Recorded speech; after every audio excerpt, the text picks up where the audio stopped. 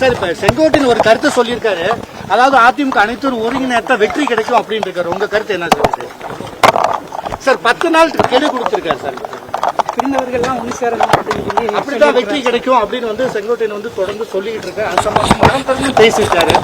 உங்க கருத்து என்ன? செங்கோட்டையன் உட்பட 6 பேர் வந்து சார் மௌனம் சம்மதத்துக்கு அறிகுறியா சார்?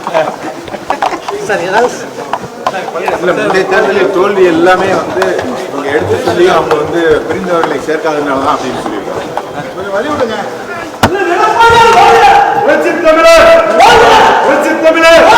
பிளே ஸ்டோர் மற்றும் ஆப் ஸ்டோரில் இருந்து பாலிமர் செயலியை QR கோடு மூலம் பதிவிறக்கம் செய்யுங்கள்.